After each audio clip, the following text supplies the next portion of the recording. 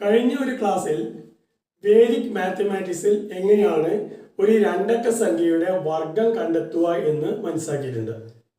3 അക്കമുള്ള സംഖ്യയുടെ വർഗം എങ്ങനെയാണ് വേദിക് മാത്തമാറ്റിക്സിൽ കണ്ടെത്തുക എന്നുള്ളതാണ് പറയാൻ പോകുന്നത്.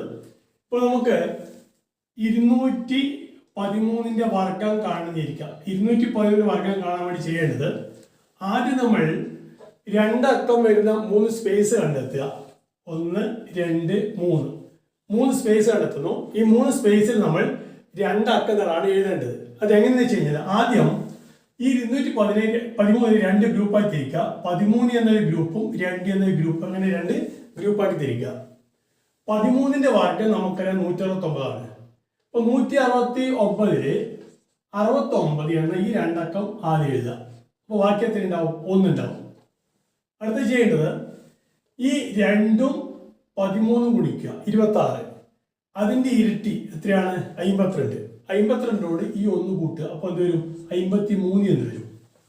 അടുത്ത ചെയ്യേണ്ടത്, ഈ 2ന്റെ വർഗം എത്രയാണ്? 4. അപ്പോൾ എന്നിട്ട് നമുക്ക് 45,369 കിട്ടും. ഈ 45,369 ആയിരിക്കും 213ന്റെ വർഗം. ഇനി ഒരു 512ന്റെ വർഗമാണ് ഇരിക്കുക. ഇതാണ് കണ്ടെത്തേണ്ടതെങ്കിൽ ഇവിടെ ചെയ്യേണ്ടത്, ആദ്യം 3 സ്പേസ് കാണുന്നു. നമ്മൾ ഇതിന് 2 ഗ്രൂപ്പായി തിരിച്ചാൽ ഒന്നാമത്തെ ഗ്രൂപ്പ് 12, മറ്റേത് 5 ആയിരിക്കും.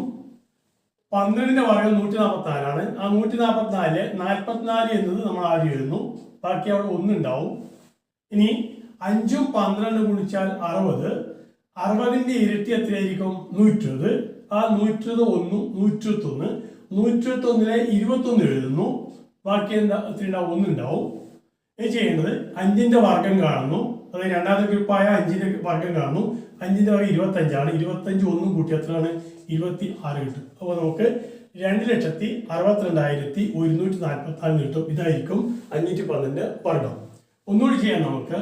ഇപ്പോൾ 324 ഇതിന്റെ വർഗമാണ് കണ്ടെത്തേണ്ടതെങ്കിൽ, ഇവിടെ 3 സ്പേസ് കാണുന്നു. നമ്മൾ ആദ്യം 24 3 എന്ന് 2 ഗ്രൂപ്പായി തിരിക്കുന്നു. 24ന്റെ വർഗം അത് 576 ആണ്. 576ലെ 76 നമ്മൾ ആദ്യം എഴുതുന്നു. ബാക്കി എത്ര ഉണ്ടാവും? 5 ഉണ്ടാവും. 3ഉം 24 നമ്മൾ ഗുണിക്കുക. അത് 72 ആണ്. 72ന്റെ ഇരട്ടി 144. 144 5ഉം കൂട്ടിയാൽ 149. 149 49 നമ്മൾ എഴുതുന്നു. ബാക്കി 1 ഉണ്ടാവും. ഇനി അടുത്തത് 3ന്റെ വർഗം എത്രയാണ്? 9 ആണ്. 9 1 എത്ര? 10. അപ്പോൾ നമുക്ക് 1,04,976 കിട്ടും. ഇതായിരിക്കും 324ന്റെ വർഗം. ഈ രീതിയിൽ നമുക്ക് 3 അക്ക സംഖ്യ